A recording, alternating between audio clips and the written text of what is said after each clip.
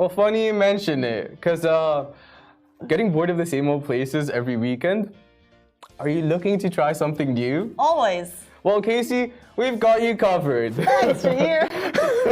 Here's a rundown of some of the most beautiful places in the UAE that you probably haven't been to, but take the advantage and check it out. This is it. And actually, before the show, we were talking about different places we haven't been. And what was it that you said?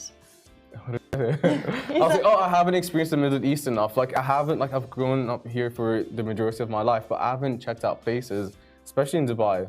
And these are natural wonders within the UAE. So we're going to start with number 4 on the list. We're going to lead you down to number 1. So number 4, Al Suwaidi Pearl Farm in Ras Al Khaimah. Not only is it a stunning natural wonder, but it's also established to preserve the heritage of pearling in the region. You'll also be able to learn about the history of pearling and how the process has changed from the past, when we saw literal pearl divers go to extreme lengths to find these valuable materials, and now how the process has changed to increase production and preserve the natural habitat. Wait, sorry. Can you experience pearling yourself and keep the pearl for yourself? That would be great. I don't know. I don't think it's a thing, This is your story. It would be amazing. Well, do you mean like experiencing it like they did way back when? Because what they did was put themselves under these like extreme conditions where they would dive into the water and be under the water for like 3-4 minutes. So like the diving that people do now is an extreme sport nearly. Yeah. That's what they were doing to get these pearls. Like, are you up for it? Like, how long can you hold your breath for? Not long at all. I'm holding your nose. No, your nose has to be closed. Okay, do you see a pearl? Get it. Get the pearl. This feels weird. I'm clogging your pores.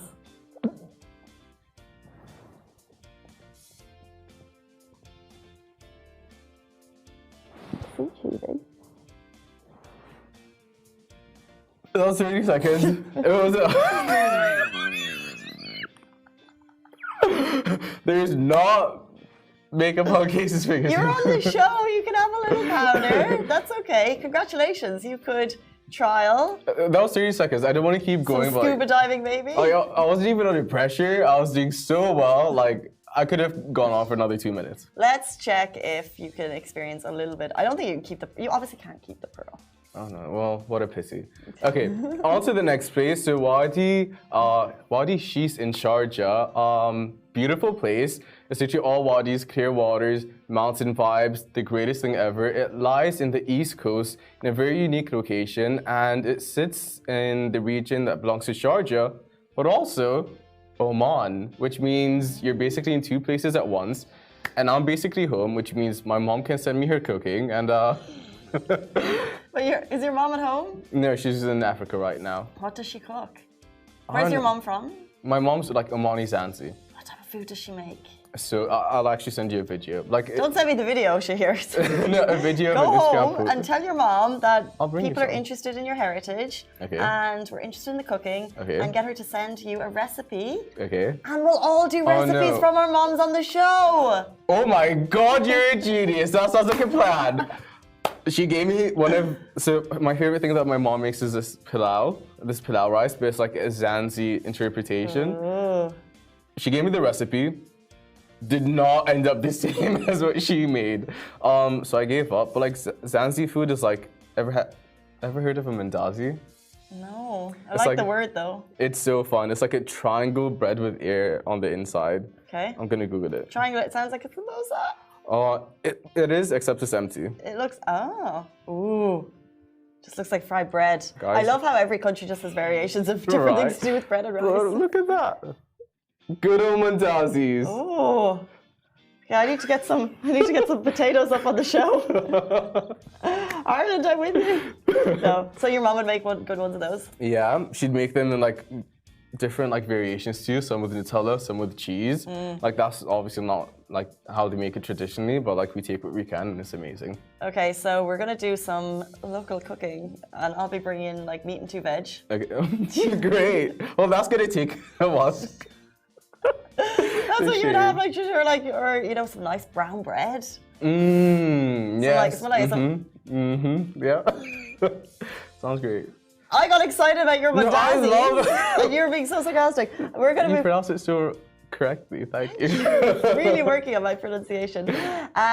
But stay tuned for that. And next up, we're talking all things Marwa Island in Abu Dhabi. The island is not only a UNESCO, marine biosphere reserve, but is also home to a number of archaeological sites dating back to the late Stone Age. Relics such as an adult male skeleton, Dungan bones, and a beautifully decorated high-necked jar have been discovered and are believed to date back to the mid-6th to mid-5th century BC. That could have originated from a restaurant Iran. So it really dates back to a long, long time ago, and there's a lot of history there, and it tells you a little bit more about the region that we are currently living in. Insane. Like, what a way to experience the Middle East in general. Like, the stories behind it, finding, like, skeletons, like... There's a lot of archaeological stuff that goes on in the UAE where they're constantly announcing these really cool stuff. And imagine just like going there, checking it out, like digging up the area, and you find a fossil all of a sudden, and it's a dinosaur from... And it's a pearl from the far. Yes! God, how I wish it was. But honestly, these are like great, amazing experiences that you can... They're not like your regular things to do on weekends. I love that so much. And also like the skeleton of it all, like I just want to see like how it's decomposed over time. That's interesting to me. Right? Interesting how our minds work differently. I don't know what that means, but okay. Number 1 on the list is the Big Red Sand Dune, also known as Al Hamad, which literally translates to, well, the red. It's a little piece of Mars. Nice. That's your Arabic word of the day. Word of the day. I didn't want to do it without Simmer, but now we've done it. It's the red. Al Hamad. Got you. So it's literally a little piece of Mars on Earth located along Hatta Highway, 100 meters high red dunes, providing literally the perfect vibes. And you can literally just sit there, relax, go sandboarding, and other extreme activities, which is something I, as an adrenaline junkie, am very into. Which part? Just like sandboarding, never tried that before. I would really like to try that. So which part are you into? The sandboarding. Are you an adrenaline junkie? I think I am. I'm getting into it. Like I haven't done enough, you know? And we had a conversation, like a few people in the office recently, about like what's given you like the biggest like adrenaline rush and the most extreme thing you've ever done. And I just sat there and pondered and thought to myself, well, what could it be? And now you have your answer. And I thought about it for a while. Sandboarding. I want to go dune bashing too, actually. I want to go snowboarding, just like try more stuff, more extreme sports, because I'm not into like the more like football and like all that. I like more extreme sports. Yeah, so this is perfect. So if you want to come with me. I love the desert. I mean, you don't even, like I've done the sandboarding when I've been on the desert safaris, but literally just going out there, I know we talked about it all the time, but like just going out there, having a picnic. I don't need the adrenaline. I feel like you're deflecting from me asking you to hang out with me. Is it yes or no? So our Arabic word of the day, I'm really sorry, Simran, I didn't want to do it without you, but